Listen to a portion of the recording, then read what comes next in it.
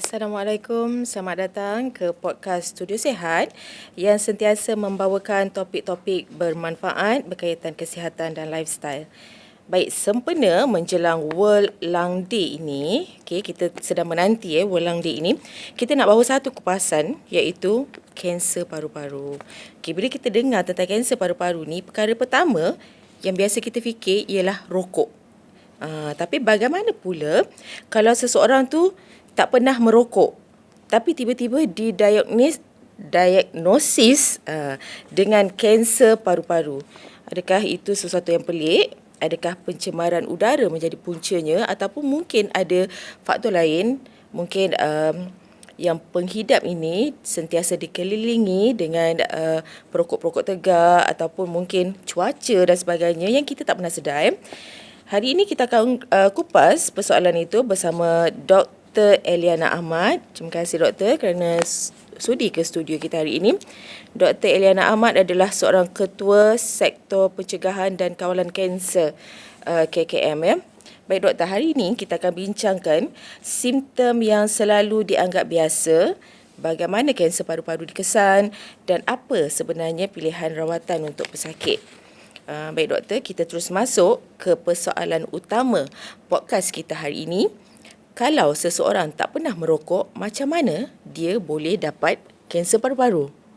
Yang perokok kita biasa dengar, benda tu tak mustahil sebab mereka memang sentiasa terdedah dengan risiko itu. Tapi yang bukan perokok ni Doktor, macam mana? Terima kasih Azrin. Terima kasih sebab jemput saya pada hari ini.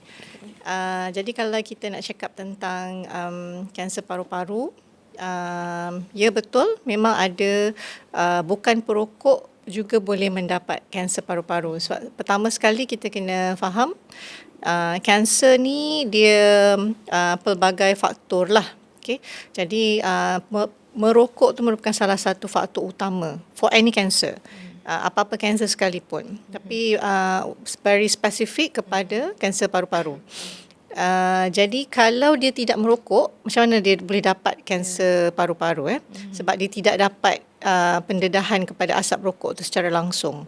Tapi kita kena tahu juga kanser paru-paru ni dia ada pelbagai faktor lain yang boleh menyebabkan seseorang tu mendapat kanser paru-paru lah, selain menjadi perokok tu sendiri.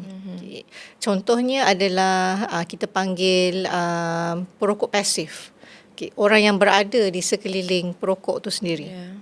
So jadi asap yang dihembuskan oleh perokok tu adalah, kita kata dia sebagai perokok pasif lah. Dia selalu terdedah. Contohnya duduk dalam rumah, suami merokok. Ada suami yang merokok dalam rumah. So dia duduk dalam ruang tamu tu bersama dengan perokok tu. So jadi dia akan menghidu asap rokok tu lah. Dan dia bernafas dengan asap rokok tersebut. So, jadi itu salah satu faktor juga. Dan kalau kita tengok dekat luar negara ataupun kajian lah yang sekarang ni pun makin banyak kes-kes kanser paru-paru ni di kalangan wanita yang bukan perokok. Jadi salah satu faktor dia adalah menjadi perokok pasif lah. Jadi tak semestinya kalau kita kata, tapi kita tak boleh cakap juga nanti yang merokok ni semua rasa, oh saya tak merokok pun, tapi saya tak dapat kanser paru-paru. Yang tak merokok pula dapat. So jadi dua-dua pun ada risiko yang sama di situ. So jadi termasuklah juga faktor-faktor lain, mungkin dia terdedah kepada contohnya pencemaran udara. Ataupun kalau kita tengok mungkin tak ada dekat negara kita, sebab sekarang kita semua masak pakai dapur gas kan. Tapi kalau dekat negara-negara tertentu yang dia memang memasak pakai kayu api dalam rumah, dapur kayu, so jadi itu pun salah satu asap tu kita panggil biomass, fuel tu dan sebagainya. Dan yang ketiga, yang paling utama lah untuk kanser paru-paru adalah mungkin di tempat kerja, pendedahan di tempat kerja, bergantung kepada jenis kerja yang kita lakukan. Mungkin ada pekerjaan yang memang dia akan sentiasa terdedah kepada asap, kepada asbestos contohnya, kepada silika yang bekerja di kilang simen contohnya. So jadi yang tu pun dia ada juga risiko-risiko. Dia dah tak merokok dah bagus dah. Tapi cuma mungkin pendedahan dekat tempat kerja yang boleh menyebabkan lah dia ada risiko untuk mendapat kanser paru-paru. Jadi secara teknikalnya risiko kanser paru-paru tu sedut melalui saluran pernafasan kita lah. Daripada situlah dia akan masuk. Semua yang kita bernafas setiap hari, apa yang kita sedut dalam udara tu yang pergi ke paru-paru tu ada berpotensi untuk menyebabkan kanser paru-paru lah. Kalau suami tu merokok kat dalam rumah kan doktor kan, dia merokok macam kononnya dia merokok waktu tu isteri dia tak ada dekat rumah. Tapi bau-bau yang tinggal tu pun masih boleh menjadi penyebab doktor Boleh. Sebab dia selain daripada kanser paru-paru, itu yang utama yang kita tengok. Tapi bila dia asap rokok yang ditinggalkan tu boleh juga menyebabkan kesan kepada anak-anak contohnya untuk penyakit paru-paru lain macam asma contohnya. Itu yang hisap rokok kat dalam rumah. Kadang-kadang kita tengok kan ada bapa yang tak ada sifat tanggungjawab tu dalam kereta pun dihisap doktor. Anak ada kat dalam kereta, isteri ada kat dalam kereta dihisap doktor. So kalau macam tu dia lebih mungkin risiko dia lebih ni lah kot.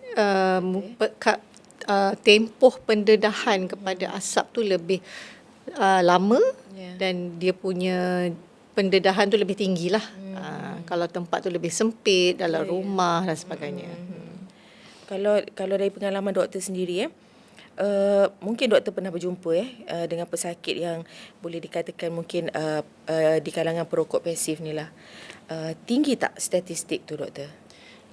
Macam saya nyatakan tadi, dia kalau kita tengok dari segi kajian mungkin tidak spesifik kepada negara kita, tapi kajian yang dibuat yang memang kita rujuk lah di seluruh dunia sekarang memang ada menunjukkan peningkatan lah. Peningkatan maksudnya dari segi berbanding perokok yang kita nak tengok sebagai punca utama kepada ataupun populasi utama yang dalam kalangan pesakit kanser paru-paru ni. Tapi kita nampak ada lebih ramai lah yang bukan perokok dan terutamanya di kalangan wanita. Tapi sebab utama tu kita masih lagi tengok lah sebab apa. Kalau kanser paru-paru ni dia ada kaitan tak dengan paru-paru berair doktor? Itu semua adalah kita kata komplikasi lah. Kalau nak kata penyebab kepada kanser macam yang kita dah bincang tadi lah antara sebab-sebab dia. So jadi bila kita didiagnose, bila seseorang itu dikesan mempunyai kanser paru-paru, ada lagi mungkin akan ada komplikasi lain lah bergantung kepada tahap kanser seseorang individu tu. Okey, macam keadaan sekarang kan doktor kan kita tahu kita punya cuaca sekarang tak berapa menentu, dengan ada beberapa kawasan yang IPU dia tak berapa nak sihat, jerebu kan doktor. Jadi macam mana keadaan cuaca ni mungkin boleh jadi penyumbang juga kepada penyakit ni. Adakah maksud saya yang mana satu yang penyumbang utama? Adakah perokok pasif ini ataupun keadaan persekitaran, cuaca dan sebagainya? Kalau selain daripada merokok, selain daripada perokok tu sendiri, macam yang dinyatakan tadi, kita tak boleh nak kata sama ada punca utama adalah datang daripada persekitaran, pencemaran alam, ataupun daripada pendedahan di tempat kerja. Dia sangat bergantung kepada persekitaran individu tu lah.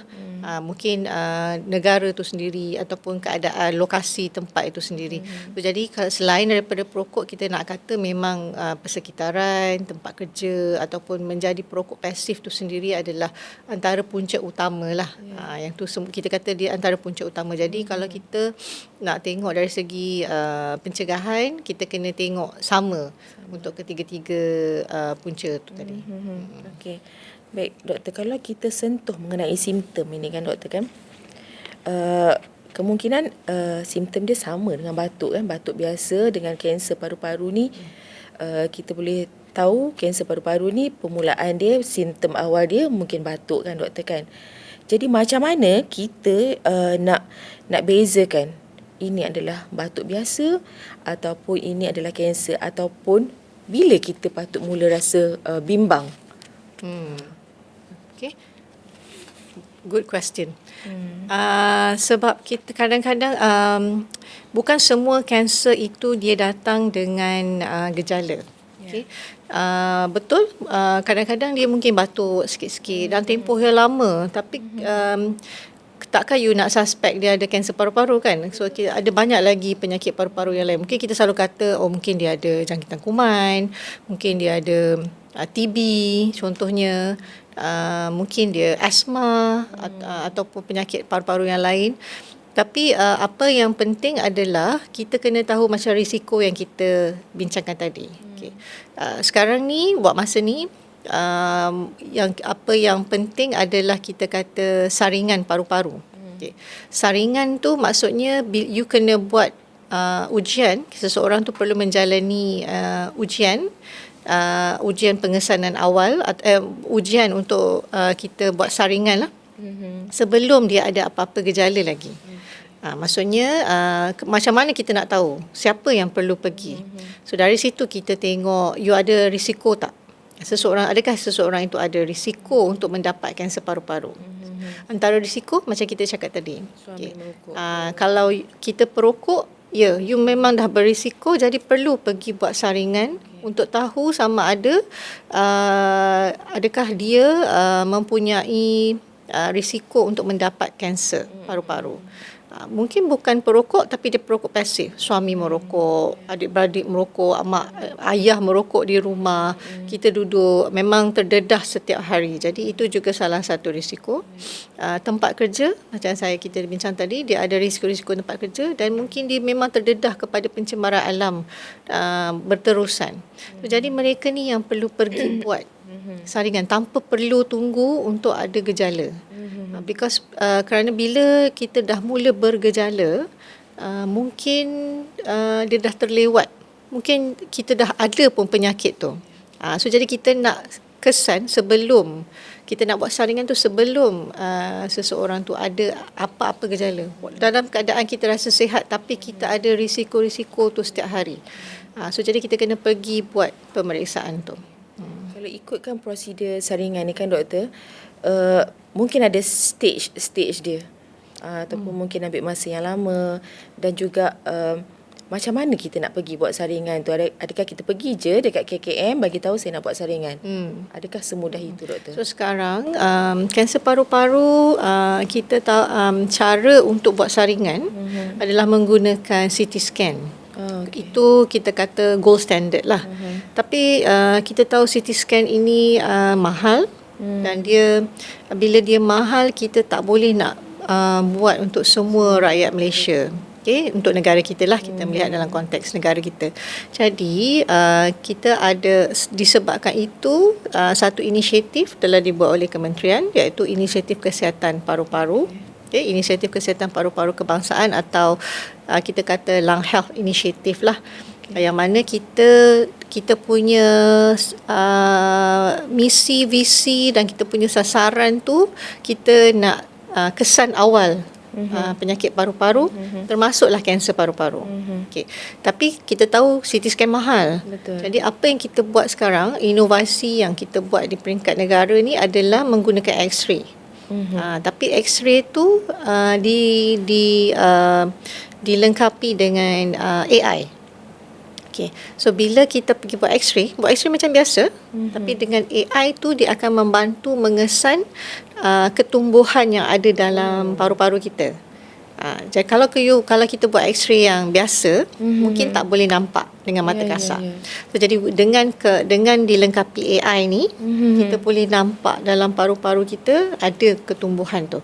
So ketumbuhan tu very specific to kanser paru-paru lah. Okay. So daripada situ, bila you pergi klinik kesihatan, you nampak, terus boleh rujuk kepada pakar respiratory di hospital. So dia dah mempercepatkan usaha untuk kita buat diagnosis tu lebih awal. Sebab sekarang kanser paru-paru di Malaysia 90 hingga 95% didiagnos pada tahap 3 dan tahap 4. Jadi dah terlambat. Bila dia terlambat tu, kita punya pilihan rawatan tu kurang lah. Terhad Sebab lah, dah terhad. You mungkin tak akan respond to many treatment. Jadi dengan usaha kementerian ini, bila kita buat AI X-ray, dia dapat kesan awal.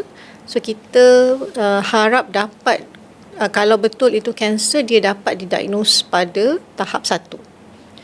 So bila tahap 1, ada banyak pilihan rawatan yang boleh kita berikan. Dan kemungkinan untuk pesakit itu respon kepada rawatan tu lebih tinggi, dan lebih tinggilah peluang dia untuk kelangsungan hidup lah, survive lah sebagai pesakit kanser. So kalau maknanya dengan teknologi yang ada sekarang ni, maknanya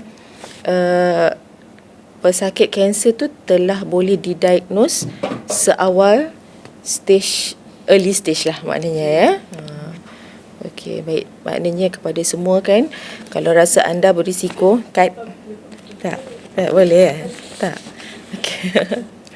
Okey, maknanya kalau boleh terus kepada yang rasa macam terdedah dengan risiko kanser paru-paru ini, jangan tunggu ada simptom doktor. Dengan teknologi yang ada, dengan teknologi AI yang digunakan sekarang ni, X-ray pun dah boleh kesan kanser paru-paru di awal stage. Okey, kalau okey, macam bila doktor dah jumpa something melalui teknologi AI X-ray ni, kalau dah nampak sesuatu yang mencurigakan dalam paru-paru doktor, macam mana pula doktor nak mengesahkan okey ini adalah kanser? Jadi dia akan, bila kita kesan tu di klinik kesihatan. Okey. So jadi akan dibuat rujukan oleh pakar di klinik kesihatan kepada pakar respiratory di hospital, pakar paru-paru lah. So jadi daripada situ akan dijalankan pemeriksaan lanjut. Sama ada kita akan buat, kita kata biopsi lah. So kita akan ambil ketumbuhan tu dan hantar untuk pengesanan, sama ada pengesanan di makmal, ujian di makmal, untuk mengesahkan sama ada adakah dia kanser ataupun bukan. Jadi proses tu proses yang sama, cuma dia akan lebih cepat sebab kita dah kesan dia melalui X-ray di klinik kesihatan sendiri tanpa perlu tunggu CT scan di hospital. Okey, kalau orang dengar biopsi ni kan, doktor kan, orang takut kot kan. So adakah ia satu prosedur yang menyakitkan ke macam mana doktor? Sudah pastilah bila kita nak buat prosedur yang invasif ni, kita kata invasif maksudnya yang akan masuk ke dalam badan lah. Dia akan diberi ubat tahan bius lah kita kata, di bawah anesthetic punya prosedur. Okey, baik. Kalau bila seseorang ini, kalau mungkin daripada pengalaman doktor sendiri, kalau first doktor bagi tahu dengan pesakit ni awak ada kanser paru-paru, jadi perkara pertama yang mungkin terlintas di fikiran pesakit ini kan, yang baru didiagnose ini, saya akan mati ke? Jadi sebenarnya apa sebenarnya yang menentukan kanser paru-paru seseorang itu boleh dirawat ataupun dah tak boleh dah? Okey, hidup dan mati tu seseorang pengamal perubatan tu tak boleh tentukan lah. Okey, jadi kita kena mainkan peranan kita sebaik mungkin untuk menawarkan rawatan dan juga seberapa banyak yang kita boleh bantu pesakit tersebut selagi kita mampu. Even kalau didiagnose state di tahap 3 dan 4 pun masih lagi ada peluang untuk memberi rawatan. Mungkin dia takkan sembuh. Kanser ni, untuk kanser paru-paru, penyembuhan itu mungkin bukan pilihan lah. Tapi kita nak bagi rawatan supaya penyakit itu terkawal dan dia dapat ada kualiti hidup yang lebih lama. Itu kita punya aim lah.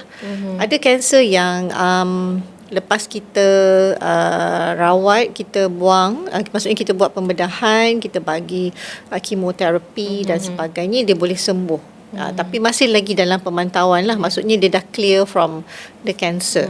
Tapi kanser paru-paru mungkin dia dia setakat ni, because kita punya pesakit 90 to 95% adalah stage 3 dan 4. So jadi apa yang lebih utama adalah kita nak diagnose pada peringkat awal, beri rawatan yang semaksimum yang kita boleh tawarkan, dan pastikan survivor lah, kita panggil survivor. Survivor rate tu lebih lama dan lebih berkualiti. Itu. Kadang-kadang kan bila kita dengar pasal kanser ni kan doktor kan, kita selalu dengar stage 1, stage 2, 3, 4 Jadi macam mana bentuk kanser stage 1? Mungkin orang nak tahu ke doktor kan? Stage 2 macam mana? Bentuk tu dia bergantung kepada ujian makmal yang kita jalankan lah. Bila kita ambil spesimen, maksudnya kita ambil contoh paru-paru, kita ambil ketumbuhan di paru-paru tu untuk kita tengok di bawah di makmal. So kita boleh tentukan bentuk-bentuk sel kanser itulah yang kita boleh tentukan dia dah peringkat mana, Selalunya bila dah masuk ke peringkat stage 4 tu dah ada kita kata perebakan lah kanser tu kepada organ-organ yang lain. Okey. Jadi ada orang kata lah, saya pernah dengar doktor, saya dengar hearsay orang kata kan, kanser lain mungkin kurang sikit, mungkin ada potensi lah untuk sembuh. Kanser rahim mungkin boleh remove kan, rahim tu ke apa ke, tapi kanser paru-paru ni orang kata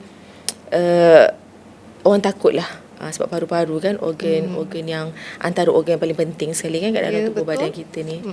So betul ke? Memang organ yang penting. Sebab kita bernafas kan? Betul. Kita bernafas, dan apa saja yang you bernafas setiap hari, apa saja yang you sedut tu dia akan pergi ke paru-paru dulu. Jadi dia memang adalah organ yang sangat penting, dan dia akan membantu keseluruhan proses dalam badan kita. Tapi kita tak boleh kata kanser paru-paru once you diagnose habislah. Kita tak boleh cakap macam tu. Sebab itulah kita sekarang berusaha melalui inisiatif kesihatan paru-paru ni untuk pengesanan awal penyakit tu. Selalunya kanser ni sebab dia telah didiagnose terlalu lewat. So jadi sebab itulah dia mungkin selalu disinonimkan dengan tak ada harapan dan sebagainya. Tapi sebenarnya kalau kita apa-apa kanser, because kanser ni ada terlalu banyak jenis kanser bergantung kepada tubuh badan kita. So, jadi kalau kita dapat kesan lebih awal, rawatan tu dapat diberikan awal. Intervensi tu maksudnya pembedahan awal, rawatan awal. Jadi tu semua ada kesan lah kepada kelangsungan hidup itulah, dan quality of life yang paling penting sekali.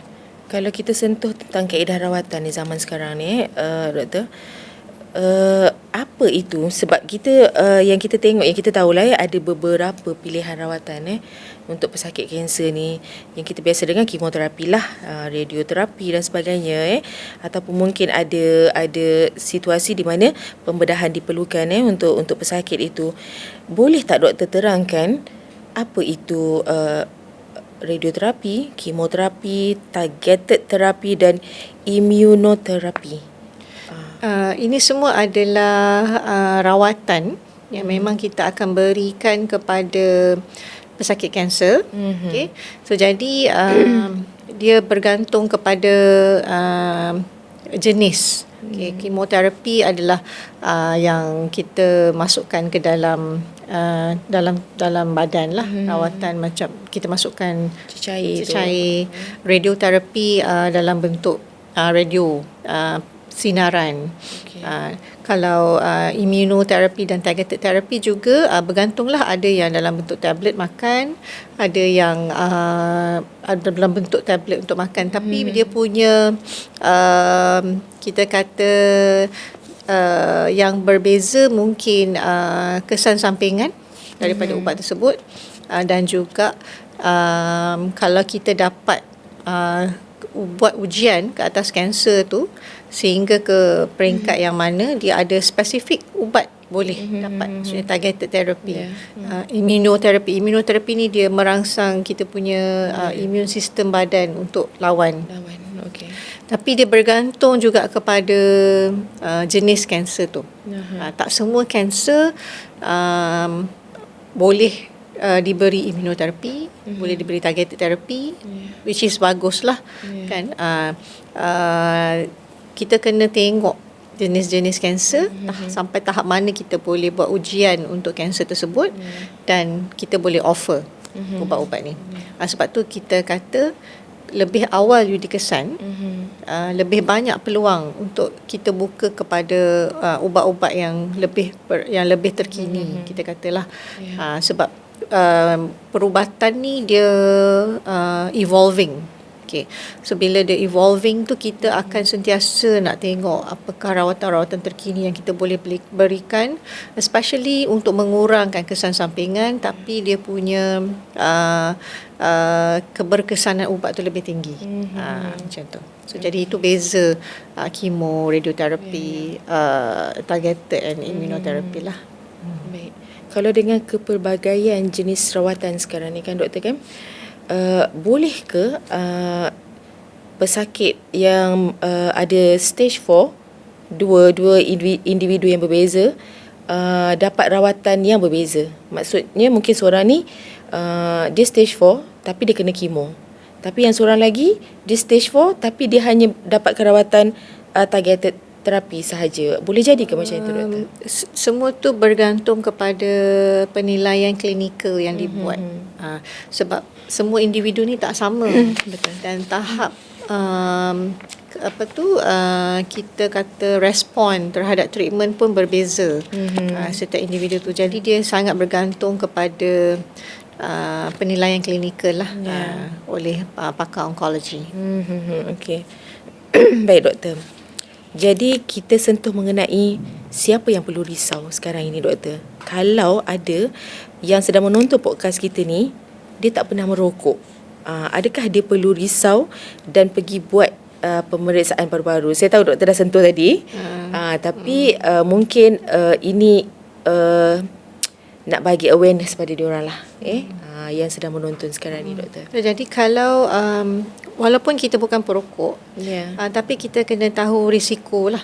Macam yang kita dah cakap tadi.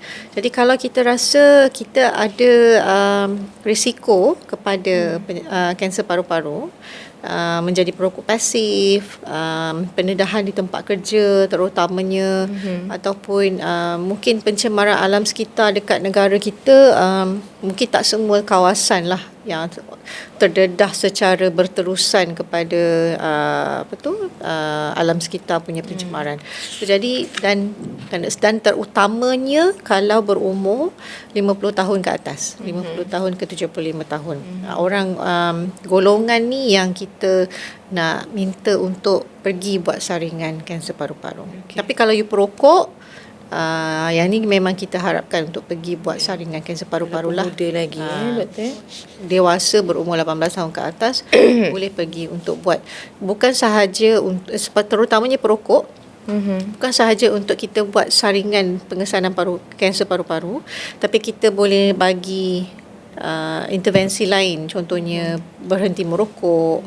Yang tu yang paling penting lah untuk kita cegah sebelum you dapat kanser paru-paru. Kira boleh macam kalau dia pergi buat screening kan doktor berapa? Sebab kita tahu benda tu bukan murah kan. Semua orang nak pergi, tapi berapa dia punya kos dia? Kalau di klinik kesihatan boleh diberikan secara percuma. Jadi boleh pergi ke klinik kesihatan kita. Setakat ini klinik kesihatan kita boleh sedang menjalankan saringan kanser paru-paru. Okey. Baik doktor. Jadi daripada perbualan kita hari ini, kita dapat lihat kanser paru-paru ni bukan semata-mata perokok, bukan rokok. Paru-paru bukan rokok semata-mata, ada banyak faktor lain ya doktor. Jadi sebelum kita Sebelum Tapi rokok tu kena diutamakan sebab nanti yang merokok ni dia lupa diri. Betul. Dia kata kau tak isap rokok pun kau pun kena juga. Kan? Tapi kita kena ingatkan yang perokok ni yang paling penting sekali. Dia jadikan benda tu bulat. Dia jadikan benda tu bulat. Aku isap rokok tak ada pun. Tetapi berpuluh-puluh tahun ni kanser paru-paru memang perokok lah. Kan. So benda tu kita tak boleh nafi, tak boleh deny ya. Jadi sebelum kita tamatkan podcast kita ni doktor ya, saya nak doktor berikan satu nasihat yang paling penting kepada yang sedang menonton, khususnya mereka yang selama ni fikir macam kita cakap tadi lah, merokok, saya tak merokok tapi kena juga kanser paru-paru. Jadi nasihat yang penutup kita lah. Saya cuma kita kena ingatlah paru-paru ni memang merupakan organ lah yang penting dalam badan. Kalau kita rasa sesak nafas sikit pun kita dah panik, betul tak? Betul. Sebab kita tak boleh nak bernafas. Bernafas tu adalah macam kita kata selagi you bernafas, selagi itulah you bernyawa. Hidup. Betul. Jadi kena jaga paru-paru. Jadi kalau kita, dan saya rasa inisiatif yang dibuat oleh kerajaan ini, oleh Kementerian Kesihatan ini sangatlah saya kata noble. Noble tu maksudnya noble lah, very noble, because kita nak kesan you lebih awal. Sebab itulah kita adakan inovasi dengan AI X-ray, supaya kita boleh kesan penyakit itu lebih awal dan kita tak nak lagi tengok pesakit-pesakit kanser ini didiagnose sangat lewat pada tahap 3 dan tahap 4. Kalau perkara tu memang tak boleh dielakkan, kita nak dia dikesan pada tahap awal, tahap 1, supaya lebih banyak rawatan yang kita boleh bagi. Dan yang paling penting, you will have a very you have a quality life lah ahead. Betul. Baik, kita apa yang penting, apa yang kita boleh faham daripada perbualan kita, perbincangan kita hari ini doktor, yang paling penting jaga paru-paru, sayangi paru-paru kita, cuba untuk hidup dengan persekitaran yang sihat. Kalau ada perokok-perokok di sekeliling kita cuba lari, kita jangan rapat doktor. Kalau macam tu mungkin itu antara pencegahan awal yang boleh kita ambil doktor.